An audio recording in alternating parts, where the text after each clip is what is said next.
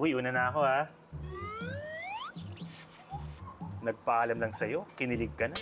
Ano yan, dilulu? Ang ganitong Bye-bye. senaryo na experience daw ni Cres, pinakilig ni Crush at kung ano-anong future na ang na-imagine. Crush yung ganon.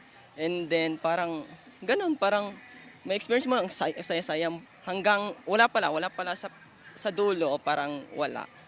Ganon. Yeah, parang umasa ka lang.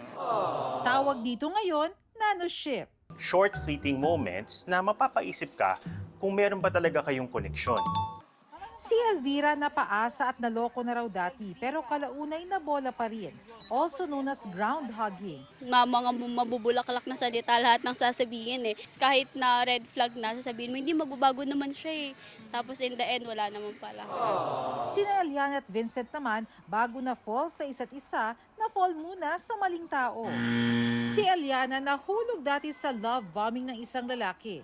Yung sweet sa umpisa pero iniwan lang din pala siya. Yung bigla pong mawawala after ka pahulugan ka. Mag-uusap po ng kunyari whole day po, tapos after 3 days wala na din.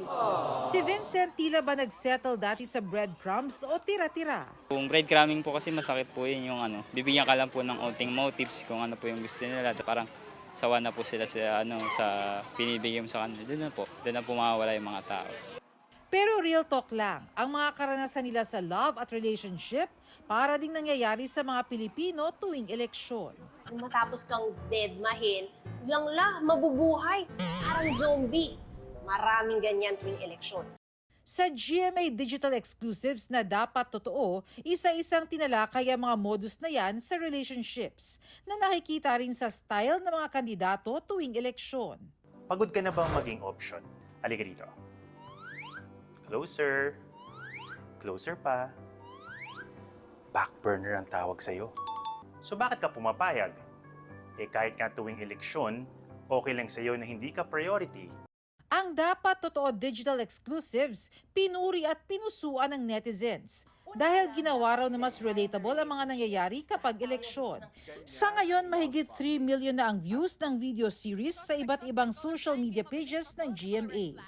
Ang isang netizen napa-I love you sa tinawag niyang entertaining, informative at insightful na atake ng Dapat Totoo series. Dahil daw sa Dapat Totoo series, alam na ng mga dating na-fall sa maling tao kung paano hindi mahulog ang loob sa maling kandidato. Dapat isipin natin, tsaka pusuan natin yung taong kung sino talaga yung gusto natin. Kapag naghalal ka, parang kung ano yung binigay mong suporta, kapag nakaupo na, ganun din yung ibibigay. Like, ibibigay yung best. Sa darating na eleksyon, ang pagpili sa kandidato parang pagpili sa love. Stop na sa mga taong nagagaslight. Huwag pa dadala sa love bomb. Hindi tayo pang backburner lang. Lalo't sa pag-ibig o pagboto, puso at utak dapat ang parehong pagganahin. Bye-bye!